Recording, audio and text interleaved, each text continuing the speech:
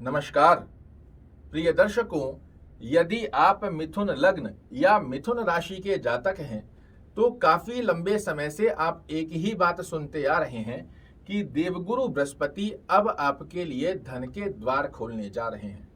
शनि महाराज खोल देंगे आपके लिए बंद किस्मत के ताले, किंतु हकीकत में ऐसा आपको देखने को मिल ही नहीं रहा।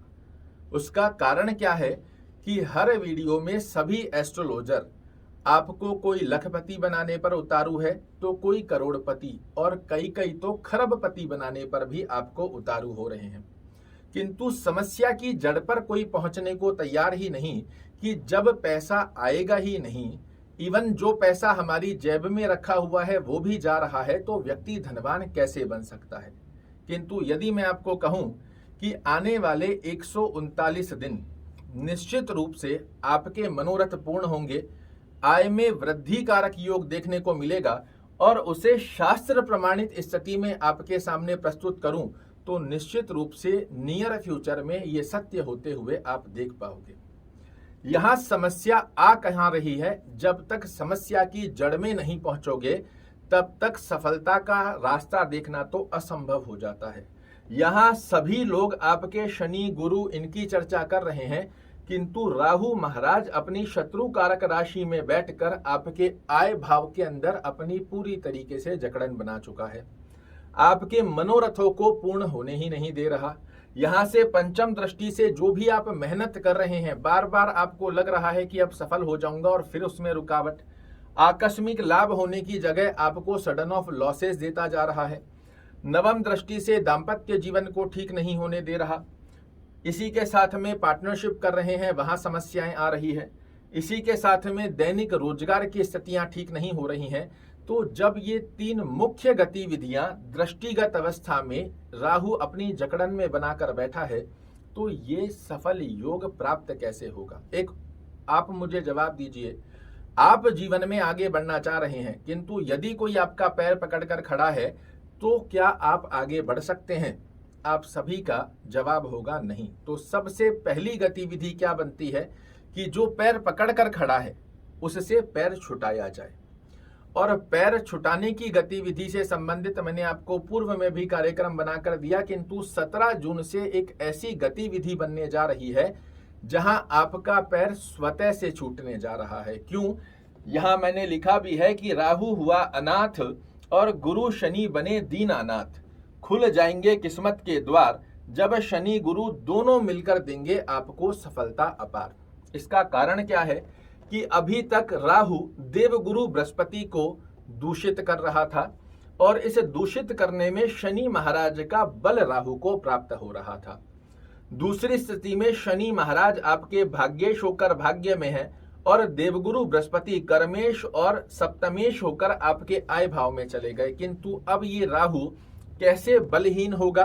तो 30 मार्च को इसकी स्थानांतरण चेंज होने जा रहा है। इनकी राहु और गुरु की डिग्रियां दूर होती जा रही हैं। दूसरी तरफ से शनि महाराज जो दृष्टिगत अवस्था में गुरु को कमजोर कर रहे थे वो 17 जून से समाप्त हो जाएगा।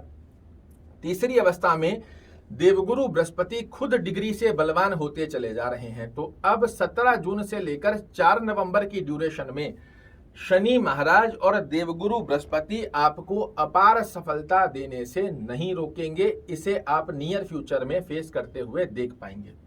राहु जब बलहीन हो जाएगा, देवगुरु बृहस्पति आपकी आय में वृद्धि करेंगे, आपकी डिजायर्स को पूर्ण करेंगे। जहां से राहु आपको मेहनत का फल निकलकर देने ही नहीं दे रहा था, वहां से देवगुरु बृहस्पति अब आपको मेहनत का फल निश्चित रूप से दिलाते हुए पाए जाएंगे। जहां राहु आपका बार बार लॉस करवा रहा था, स्टमक से रिलेटेड परेशानी दे रहा था, संतान से संबंधित चिंताजनक स्थितियां दे रहा था, विद्यार्थियों को कंसंट्रेशन अपनी विद्या में नहीं गेन होने दे रहा था, उस स्थिति को देवगुरु बृहस्पति पुष्ट करते हुए पाए जाएंगे। जहां आपको सडन ऑफ जो लॉस हो रहे थे वहां से लाभ होना प्राप्त हो। अपनी बुद्धिमता चातुर्यमता के दम पर आप सभी चीजों को बैलेंस करें, ऐसा आशीर्वाद गुरु महाराज की कृपा से मिलने जा रहा है। जहां राहु आपके दाम्पत्य जीवन को प्रभावित कर रहा था, दैनिक रोजगार को प्रभावित कर रहा था, पार्टनरशिप को प्रभावित कर रहा था, वहीं देवगुरु बृहस्पति अब बलवान होकर आपको सप्तम भाव के सर्वश्रेष्ठ शुद्ध फल देने जा रहे हैं। और शनि महाराज आपके भाग्येश होकर अष्टम भाव को देखेंगे।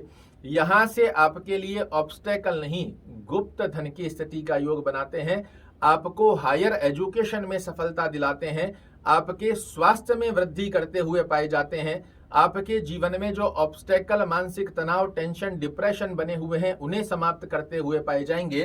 तो ये दोनों ग्रह मिलकर आपको अपार सफलता देने के लिए अब बिल्कुल रेडी हो रहे हैं। एक ही कंडीशन को ध्यान रखिएगा, जो कि मैं हमेशा बताता हूं और आगे भी बताता रहूंगा, क्योंकि ज्योतिष एक साइंस है और इसे जब तक आप सही से नहीं समझेंगे तब तक चीजें आपके समझ में बाहर रहेंगी। यदि देवगुरु बृहस्पति आपके लग्न से 6वें घर में, 8वें घर में या 12वें घर में, साथ ही लग्न से 3रे घर में बने हुए हैं, तो ये आपको शुभ फल नहीं दे पाएंगे, क्योंकि इन स्थानों पर देवगुरु बृहस्पति को केंद्राधिपति दोष लग जाता है।